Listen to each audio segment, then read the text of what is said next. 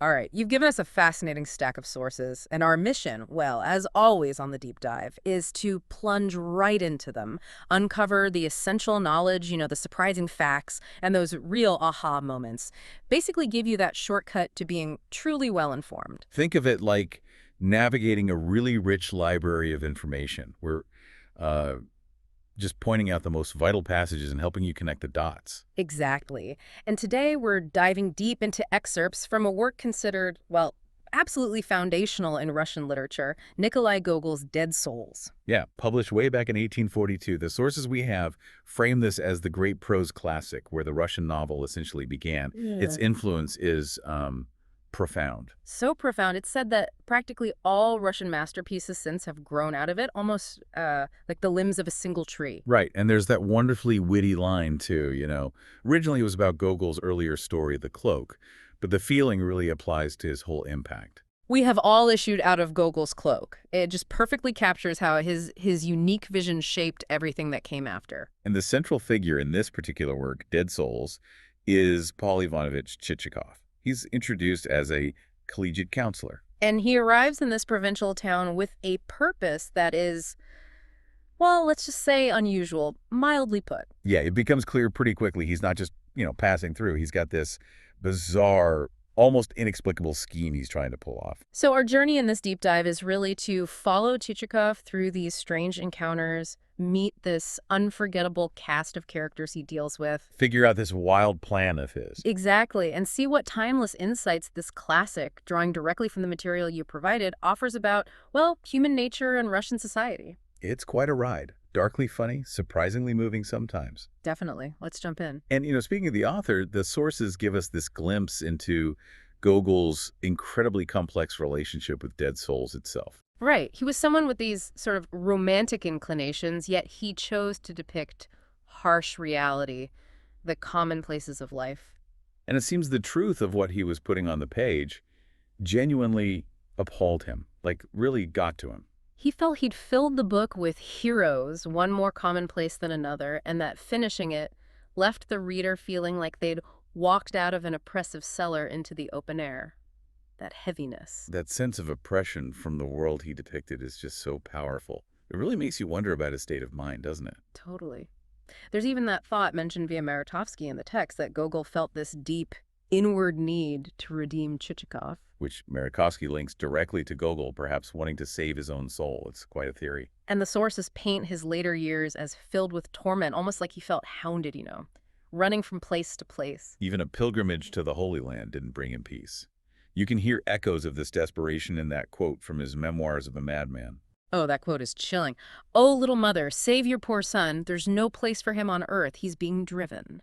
It adds such a layer of personal anguish to the work. It really does, and it makes his unusual request to the reader feel even more significant, I think. Yes, this is fascinating. Gogol actually addresses the reader directly in the text. Highly unconventional, right? He asks wealthy, experienced readers to annotate the book in detail as they read, like actually write in the margins. He wanted them to jot down anything from their own lives, people they'd met, things they'd seen, anything that kind of lined up with what he'd written. He explicitly asks them to prioritize truth and actuality over literary style. And says he welcomes any criticism, even blame or upbraiding. It's just this extraordinary level of vulnerability, isn't it? Seeking validation, correction, confirmation from the real world he was trying to capture. It really shows how much he wrestled with getting the truth of his portrayal right. Okay, so let's follow Chichikov into this world he's trying to capture. Right.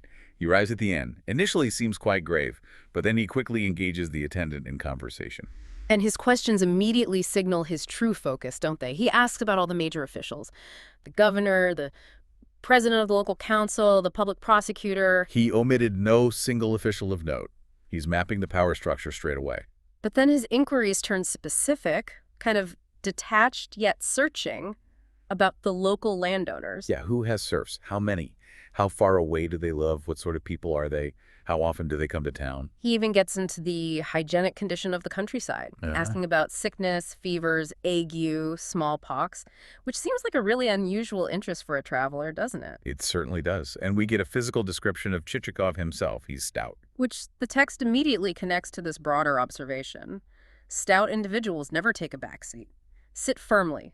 Amass the greater wealth. So there's this immediate association between his build and, well, worldly success or ambition. It sets a certain expectation. After dinner, we hear he had coffee, snored on a lumpy cushion, was woken. And then officially registered. Yep, confirming his identity.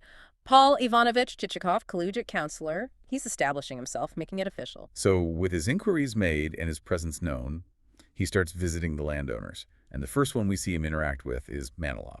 Ah, Manilov. Still in his prime, described with those sugar-sweet, blinking eyes. He's just excessively effusive, right?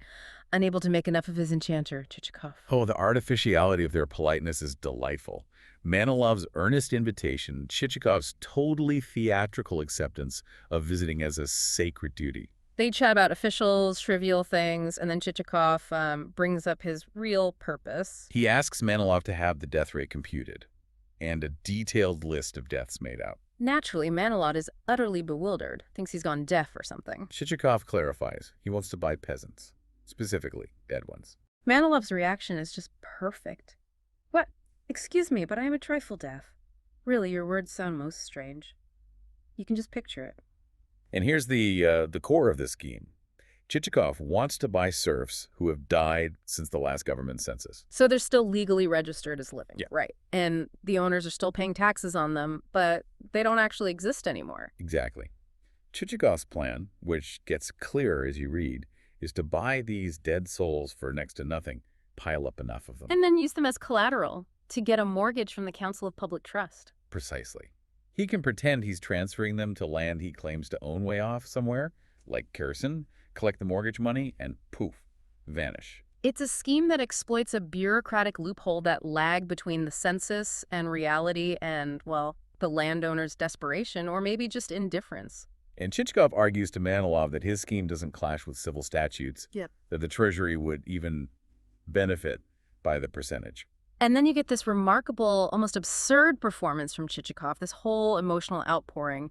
Oh yeah, he's a drifting bark, preserving an unsullied conscience, wanting to help the defenseless. He even wipes away a brimming tear. Pure theater, just to manipulate Manilov. And Manilov is left in this hazy, dreamy state after Chichikov leaves, thinking about friendship, grand building projects. Utterly unable to grasp or explain the inexplicable request.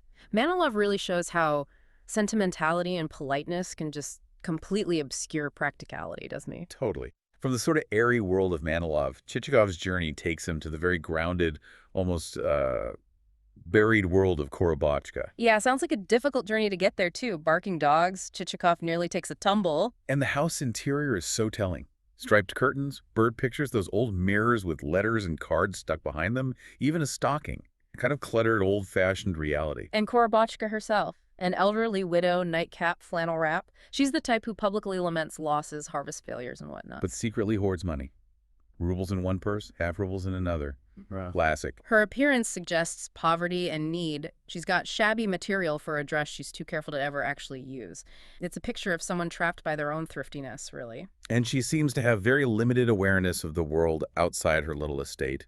So when Chichikov makes his offer, the negotiation is tough, but for these really odd reasons. Yeah, she's hesitant because she's never before sold dead souls. Her main concern is simply the fact that they are dead. It's not the morality of it or the strangeness of the scheme. No, it's the novelty and the literalness of selling something dead that bothers her. Chichikov, despite clearly being frustrated inside, argues she's paying tax on nothing, that acquiring these dead souls cost her nothing, God's will. And he's offering 15 rubles in paper currency for doing absolutely nothing, contrasting it with her hard work selling honey for less per pot. She even has that brief flash of temper.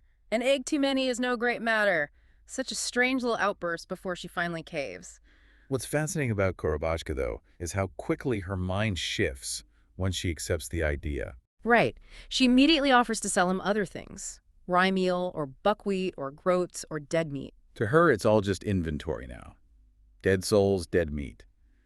Just another commodity to be traded. Chichikov is so relieved he wipes his forehead, 3 streams of perspiration running down his face. He asks if she has an agent in town to handle the transfer. She does. And she also provides food mushrooms and pies. Chichikov notes how much better the pie tasted after that difficult negotiation. Funny detail. And he's genuinely joyful looking at the list of dead souls she gives him, 120 of them, as close-packed as a cloud of midges. With names like Korovi Kirpich and Koleso Ivan, Korovashka really embodies this kind of fearful, petty obstinacy, doesn't she? Clinging to control and material things even when they're worthless or non-existent. So leaving Korobotchka's cautious little world, Chichikov enters the absolute whirlwind that is Nozdrev. Oh, Nozdrev. He's the complete opposite, isn't he? Notorious gambler, brawler, cheat, spreader of calumnies. Yet, somehow, bizarrely, he still manages to see himself as everyone's friend. Greets people he's just cheated or insulted like nothing happened. His behavior at fairs is legendary, apparently. Fleecing simpletons, then splurging on completely random things. Horse collars, revolvers, dried herrings. Only to lose it all gambling again immediately, sometimes ending up stripped to his very shirt. His estate just reflects this chaos. Yeah. A disorganized dog run, a score of dogs, one licking Chichikov right on the lips, dilapidated infrastructure like a broken watermill. And the dinner scene is just wild. Excessive amounts of poor quality doctored wine. Madeira mixed with rum or vodka, some blend of Burgundy and champagne. Which Nozdrev forces on his guests, drinking way too much himself. Chichikov even tries to spill his wine to avoid it. So naturally, the negotiation for dead souls is a complete disaster. Nozdrev can't grasp the simple cash concept. No, he keeps trying to trade them for livestock, a colt, or a mare, or other random stuff. Then comes the card game. Nozdrev tries to cheat. Chichikov catches him, refuses to play. And sweeps the chess pieces off the board in frustration. Probably not the best move with Nozdrev. Definitely not. This is where Nozdrev becomes violent. He gets enraged, starts shouting, summons his servants, Porfiri, Pavlushka. Described ominously as stout rascals. Yeah. Chichikov wisely lets go of Nozdrev to avoid getting beaten up in front of witnesses. Smart move. It's a narrow escape, and the sources really emphasize Chichikov's fear afterwards. He's called a thorough coward, glancing back nervously, his heart fluttering like a quail in a net.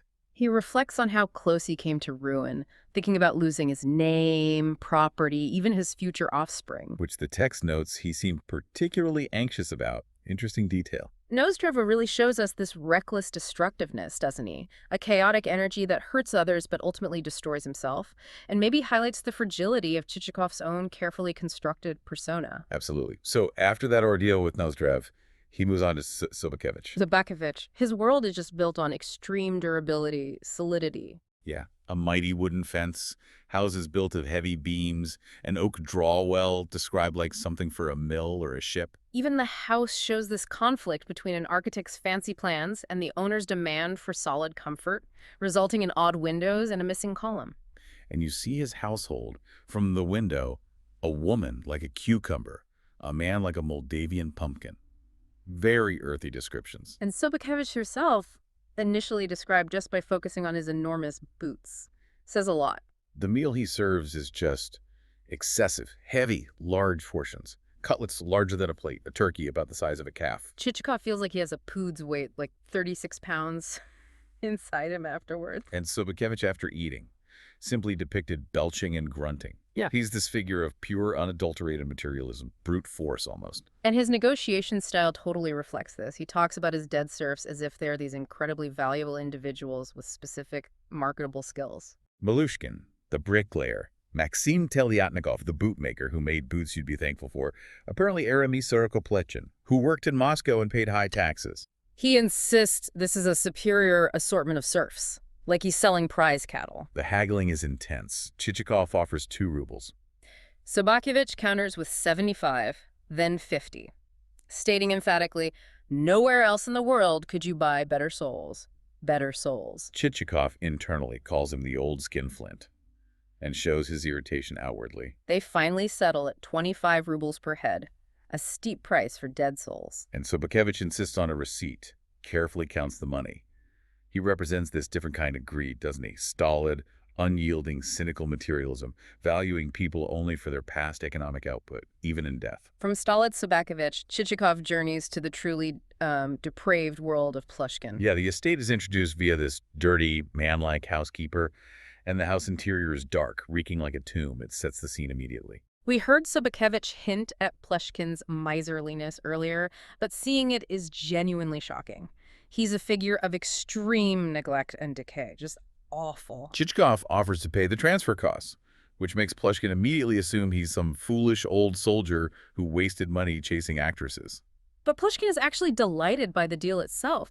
He calls down blessings on Chichikov and his non-existent children. And the scene where Plushkin digs through his papers is so vivid, covering Chichikov in so much dust, he has a sneezing fit. You can almost feel the grime. There's that really poignant detail about the young servant, Proshka, only 13. And the single pair of shared boots for the entire staff, forcing them into saltatory feats, basically dancing through the mud to get anywhere. Despite the absolute grimness of it all, Chichikov is overjoyed by the sheer number of dead souls Plushkin has, another 120, as close-packed as a cloud of midges. And there's that brief, almost heartbreaking moment. Chichikov mentions knowing the public prosecutor from school. And a fleeting expression of human feeling appears on Plushkin's face, compared to a drowning man's last reappearance on the surface. But it just vanishes instantly, Leaving his face meaner and more insensible.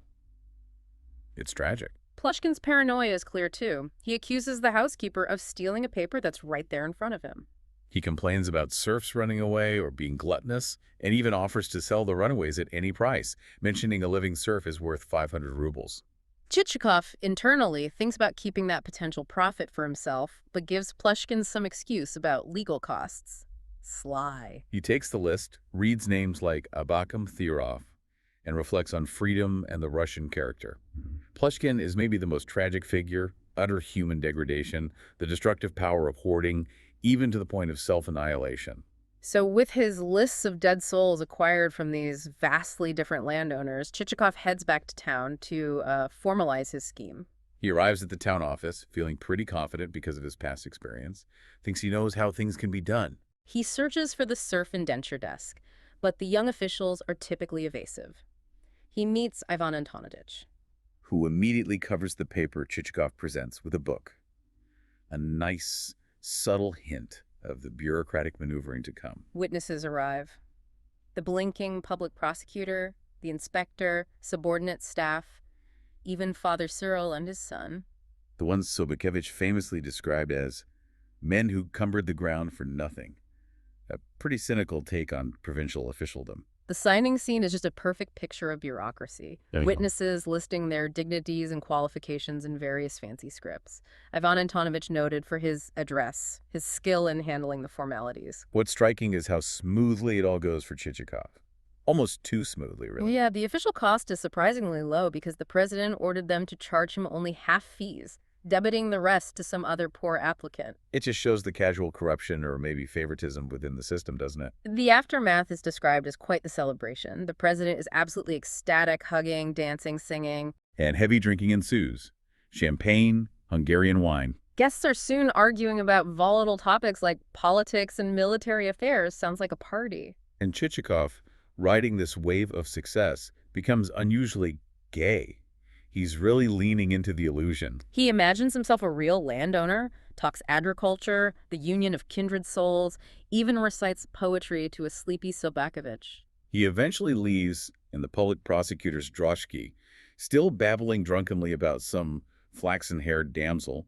His supposed village is in Kherson, his capital, giving instructions to his servant Selifan. Oh, and speaking of the servants, the sources follow Selifan and Petrushka after they help Chichikov get settled. Right. They go arm in arm to a cellar tavern, come back drunk, struggle up the stairs, and fall asleep loudly. It's this striking contrast to a detail mentioned nearby, a newly arrived Ryazan lieutenant who's still up, trying on the 5th pair of boots he's bought. Just can't stop. These little vignettes just add so much texture to the world Gogol creates, showing all these different facets of provincial life. Okay, this takes us into the town's reaction to Chichikov and his brief distraction at a social gathering, presumably the governor's ball. The ladies surround him. They find him charming, even Mars-like, competing for his attention, showing off perfumes and dresses. Some cleverly concealing their embonpoint. It really shows the superficiality of that provincial high society. But Chichikov is preoccupied. He's looking for a specific lady, implied to be the writer of a letter he received earlier. He then encounters the governor's daughter, just fresh from school, recognizes her from some unexpected circumstances, And falls into this trance-like state, utterly oblivious to the other ladies trying to talk to him. He has this internal feeling, something strange. He questions if men of his build, neither stout nor thin, can truly love. The ball just fades away. And he sees only her delicate outlines like an ivory toy in the distance.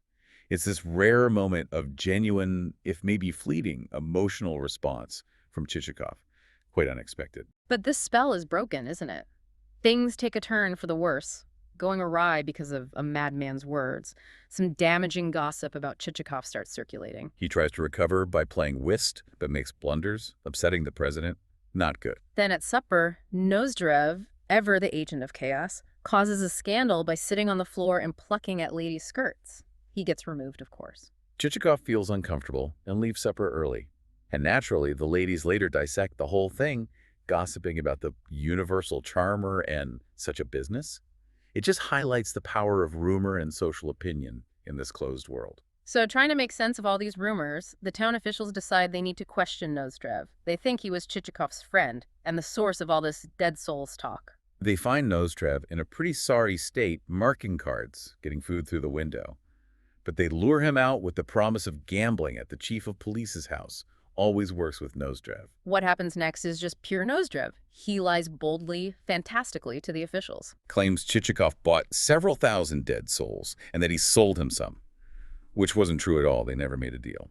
He falsely accuses Chichikov of being a spy, the informer from school, who got beaten up, and a currency forger. Spins this wild tale about Chichikov changing seals on documents and turning forged banknotes genuine overnight. It's just a testament to his nature as a complete fabricator. Yeah. Utterly unreliable. Later, he even runs into Chichikov again and makes these unwarranted assumptions about him being into abstruse subjects. And completely contradicts what he told the officials. Claims he stuck up for Chichikov and gave the fellows a knock or two.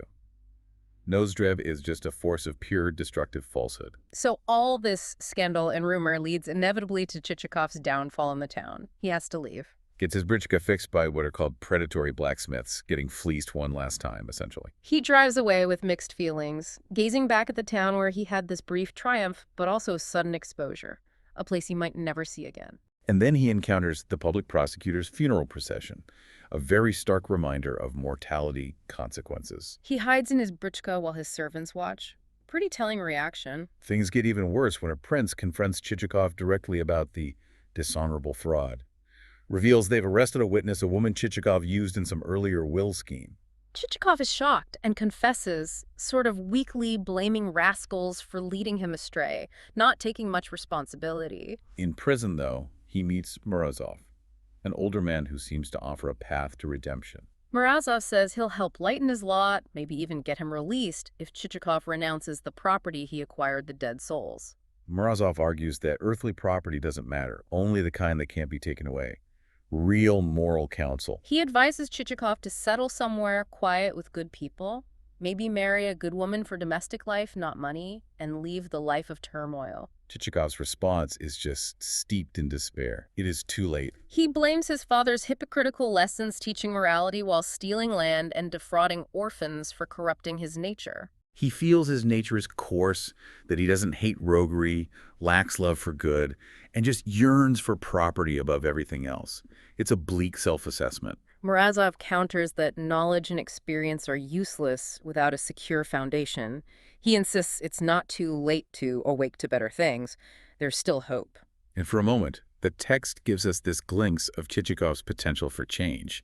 He feels bad and worthless. Resolves to help others, strive against temptation, work honestly, manage land frugally, be active, intelligent, steadfast. He actually believes he could maintain a proper household. But this moment of potential redemption is incredibly short-lived. Yeah, this character named Samosvitov inexplicably helps Chichikov escape, or at least recover his things. Gets his dispatch box back with the papers and money by deceiving the guards, even using a gendarme uniform and recruiting women for some kind of swap. It's all very cloak and dagger. And Chichikov's delight at getting his possessions back immediately triggers a relapse, doesn't it? Completely. Renewed hope brings back dreams of the theater, the ballet girl, gaiety, the town life. The idea of a quiet country estate is totally pushed out by the lure of superficial pleasures. He exclaims, "Oh, life, life." He's back to his old self. His final departure from town reflects this arrested development. He's changed, described as only a ruin of what he had been, like a pulled-down building awaiting new plans that might never actually come. Morozov also leaves with Ivan Potapych. Remember him, the formerly wealthy merchant who found health and success through sobriety and hard work as a steward, another contrast to Chichikov's path. And the text also notes the governor general having a final meeting with officials, perhaps hinting that Chichikov's disruption might lead to some attempt at reform, however slight. Throughout the narrative, too, we get these broader societal observations and glimpses of other characters that really flesh out Gogol's world. Yeah, like that generalization about stout versus lean men and their success at accumulating wealth. A funny little aside. And the cynical portrayal of the town officials, peculiarly plain, unsightly, sullen, prone to drinking. Echoing Sobokevich's dismissal of them as men who cumbered the ground for nothing. Ouch. Then there's the depiction of the provincial high society ladies, all focused on appearance and social maneuvering at the ball. And we briefly meet those other landowners, remember? Tientietnikov, the intellectual recluse, paralyzed by inaction. Colonel Koshkarev, the bureaucratic stickler. Klobuev, the incompetent dreamer with grand plans. And Kostantsoglo, the successful practical manager described as a Napoleon. Super critical of poor management, comparing bad landowners to locusts. He's a real counterpoint. These aren't just filler characters. They offer this wider panorama of Russian types and the state of the gentry, reinforcing the criticisms that are implicit in Chichikov's main story. And that mention of the shift towards European fashion, fueled by credit and optimistic officials, even out in the provinces.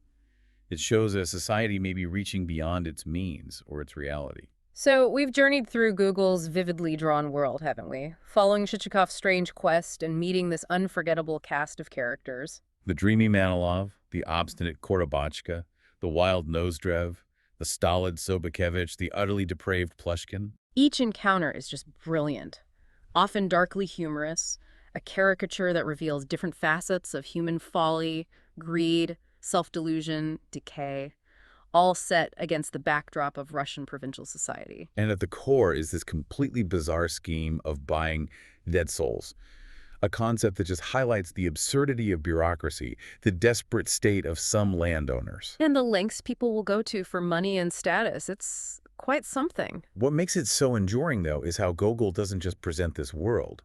He challenges you, the reader, to look closely at the truth and actuality of it all. Right. He doesn't let us just laugh at the characters from a safe distance. He turns the lens right back onto us. And that brings us to that incredibly powerful and provocative thought that the source material leaves us with, taken directly from Gogol's address to the reader near the end of the book. After experiencing Chichikov's adventures, this whole parade of flawed characters, Gogol asks us to look inward. He challenges each reader to pose the solemn question to themselves. Is there not any me an element of Chichikov? Wow.